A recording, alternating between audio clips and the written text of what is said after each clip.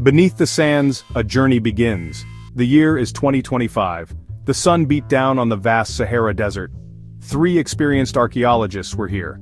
Dr. Eris Thorne, a specialist in lost languages, led the team. Beside him was Dr. Lena Hansen, a geologist with an eye for the unusual. Completing their trio was Ben Carter, a tech expert skilled with ground-penetrating radar. They searched for something much older, something whispered about in forgotten texts.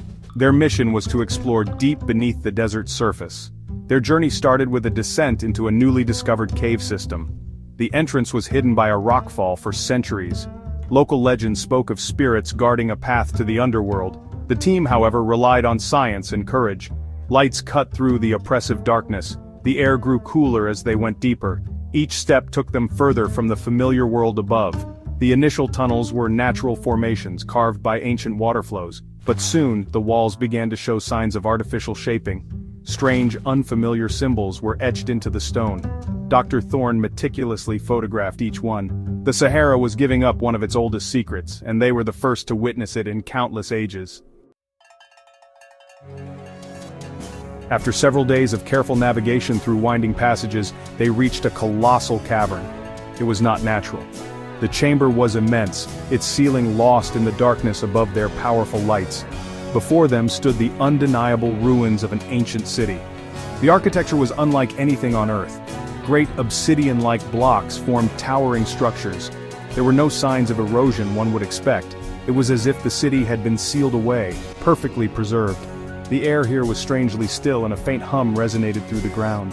The precision is astounding. The blocks fit together seamlessly without any mortar, and the material itself, it's not entirely obsidian.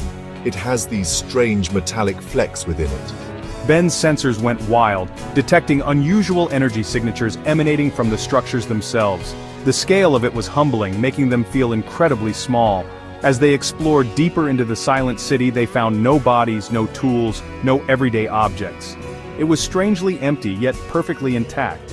It was as if the inhabitants had simply vanished into thin air, leaving everything behind. These inscriptions, they're more complex and arranged in intricate patterns. They knew, without a doubt, that this was the next stage of their incredible journey into the unknown. The descent down the spiral staircase was long and disorienting. The air grew colder, and the faint hum they had noticed earlier intensified. There were no torches or light sources, yet a soft, ambient glow emanated from the walls of the stairwell itself.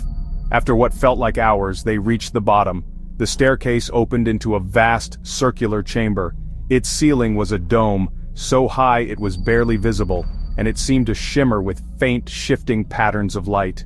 Guys, my watch just jumped. And look at this. He pointed to a sensitive atomic clock they had brought.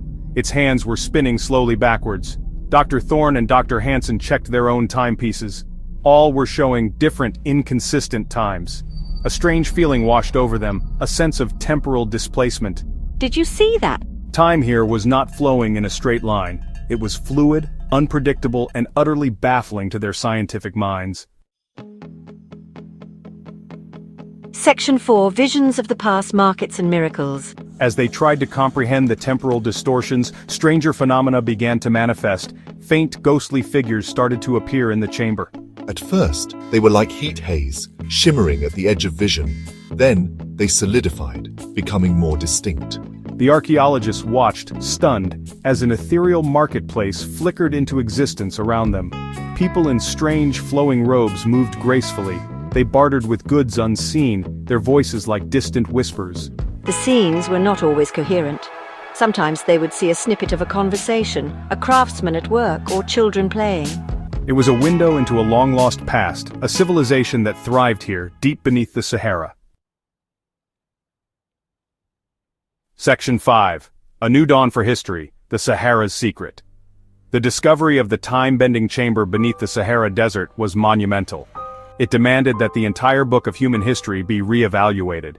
An advanced civilization, flourishing in unknown antiquity, challenged every established timeline.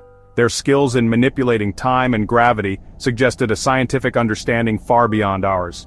This was a highly evolved society, erased from our collective memory.